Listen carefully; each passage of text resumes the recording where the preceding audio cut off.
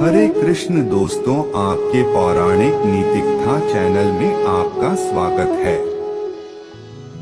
गरुड़ पुराण हिंदू धर्म के विभिन्न पुराणों में से एक है। आमतौर पर इस पुराण का पाठ मृत्यु के बाद किया जाता है।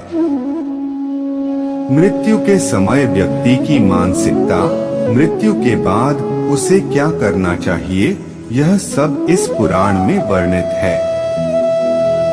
और मृत्यु के बाद आत्मा का वास्तव में क्या होता है, आज का वीडियो इसी बारे में है। और अगर आपको मेरे चैनल के वीडियो पसंद आते हैं तो कृपया लाइक, शेयर और सब्सक्राइब करना न भूलें।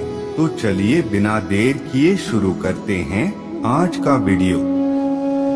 हिंदू धर्म पुनर्जन्म में विश्वास रखता है। हिंदू धर्म के अनुसार हमारा शरीर मर जाता है, लेकिन आत्मा अमर है। अतः मृत्यु के बाद भी आत्मा की उपस्थिति बनी रहती है। अवशेष आत्मा एक शरीर को छोड़कर दूसरे शरीर में प्रवेश करती है। लेकिन नए शरीर में प्रवेश करने से पहले आत्मा के साथ वास्तव में क्या होता है, जानिए गरुड़ पुराण में इस बारे में क्या कहा गया है। गरुड़ पुराण के अनुसार जब किसी की मृत्यु होती है तो उसकी आत्मा शरीर छोड़ देती है। तब जाकर उन्हें स्वस्थ शरीर मिला। मृत्यु के बाद उसका जीवन इसी स्वस्थ शरीर से शुरू होता है। मृत्यु के बाद कुछ समय के लिए वहां आत्मा निवास करती है। उसके लिए अपना शरीर छोड़ना बहुत कठिन है। उस समय आत्मा अपने प्रियजनों के आसपास मंडराती रहती है, यहाँ तक कि उन्हें नाम लेकर भी बुलाती है। लेकिन तब उनकी पुकार कोई नहीं सुनता। मृत व्यक्ति ने जीवन भर किस तरह के कर्म किए हैं, कितना पाप किया है, यह इस बात पर निर्भर करता है कि मृत्यु के बाद उसकी आत्मा को कैसा कष्ट होगा। विभिन्न प्रकार के दर्द जिससे मृत्यु के बाद आत्मा को गुजरना पड़ता है। शरीर छोड़ने के बाद आत्मा मृत्यु के देवता यमराज से मिलती है। यमराज यह निर्णय करते हैं कि मृतक ने जीवन भर कैसे काम किया। मृत व्यक्ति के अच्छे कर्मों और बुरे कर्मों के आधार पर यमराज यह निर्णय लेते हैं कि वह अगले जन्म में किस योनि में जन्म लेगा। मृत्यु के बाद आत्मा सबसे पहले यमलोक जाती है। उसके पापों की सजा है निर्धारित किया जाता है। चित्रगुप्त जमलोक में रहते हैं। वह सबके पाप पुण्य का हिसाब रखता है। जो लोग अपने जीवन काल में अच्छे कर्म करते हैं वे मृत्यु के बाद तीसरे स्तर जमलोक स्वर्ग में जाते हैं। वे मृत्यु के बाद राज्य में बहुत सुख से समय व्यतीत करते हैं। यमलोक का चौथा स्तर नरक है। आत्मा अपने जीवन काल में अपने सभी बुरे कर्मों की सजा भुगतने के लिए यहाँ आती है। आत्मा को जमलोक के विभिन्न स्तरों में अलग अलग समय बिताना पड़ता है। इनमें स्वर्ग में रहने की अवधि सबसे कम है और नरक में रहने की अवधि सबसे लंबी है। स्वर्ग और नरक का भोग समाप्त होने के बाद आत्मा का अपने पूर्व जन्म के कर्मों के आधार पर पुनर्जन्म होता है। आत्मा कभी जानवर के रूप में, कभी कीड़े के रूप में, कभी पेड़ के रूप में जन्म ले सकती है। स्वर्ग और नरक का भोग भोगने के बाद आत्मा का अपने पूर्व जन्म के कर्मों के आधार पर पुनर्जन्म होता है। कभी जानवर, कभी कीड़े, कभी कभी आत्मा वृक्ष के रूप में भी जन्म ले सकती है। आत्मा का अंतिम लक्ष्य जन्म और मृत्यु के इस चक्र से मुक्त होकर मोक्ष प्राप्त करना है। आत्मा जितनी बेहतर कार्य करेगी, उसकी मुक्ति का मार्ग उतना ही व्यापक होगा। यदि आप अपने जीवन काल में दान, ध्यान, पूजा अर्चना के साथ शांतिपूर्ण जीवन जीते हैं, तो मोक्ष का मार्ग सुगम हो जाता है। जब आत्मा मोक्ष प्राप्त कर लेती है, तो जीवात्मा ब्रह्मात्मा के साथ एक हो जाता है। हिंदू धर्म में मृत्यु के बाद 13 दिनों तक गरुड़ पुराण का पाठ करने की बात कही गई है।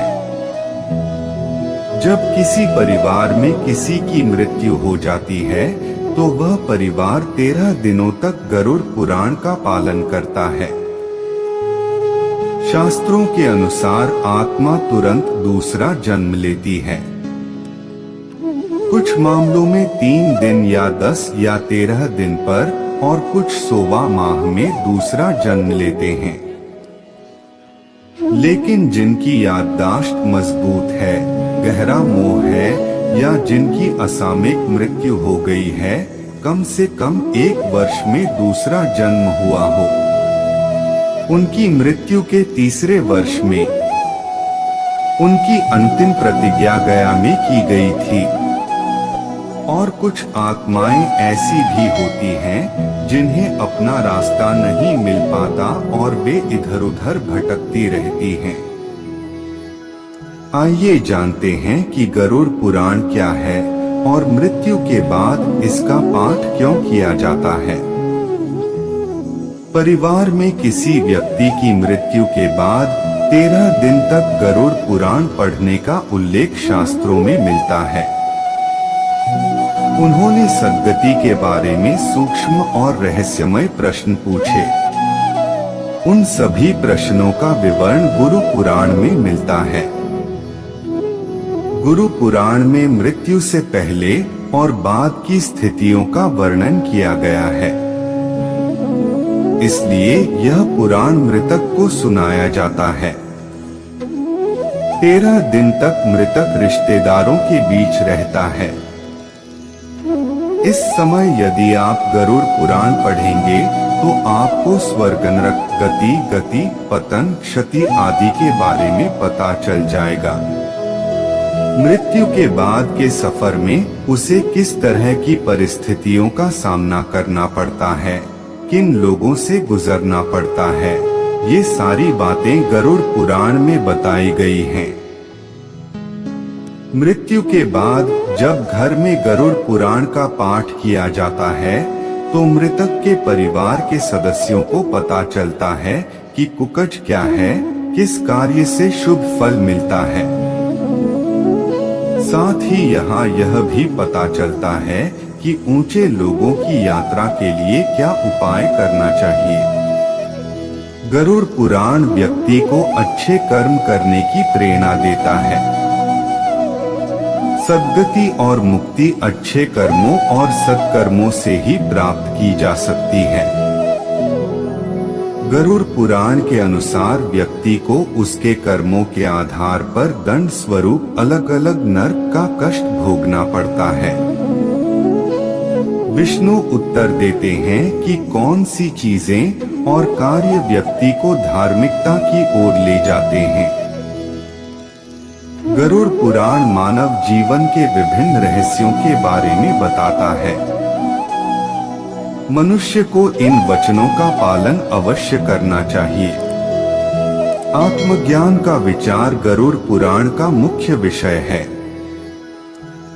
गरुड़ पुराण के 19,000 श्लोकों में से 7,000 श्लोकों में ज्ञान, धर्म, नीति, व्यावहारिक जीवन, आत्मा, स्वर्ग, नरक और अन्य लोकों का वर्णन है। इसमें सभी को यज्ञ, दान, तप, तीर्थ आदि सत्कर्मों में प्रवृत्त करने के लिए भक्ति, ज्ञान, वैराग्य, सदाचार, निष्काम कर्मों की महिमा के साथ साथ अनेक लौकिक एवं पारलौकिक फलों का वर्णन किया गया है।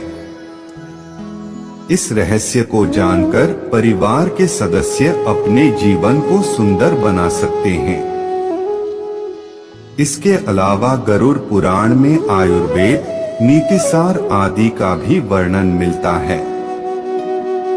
साथ ही मृतक द्वारा अंतिम समय में किए गए कार्यों का विवरण भी उपलब्ध है। मान्यता है कि गरुड़ पुराण का पाठ करने से मृत आत्मा को शांति मिलती है। मुक्ति का मार्ग चौड़ा हो गया है।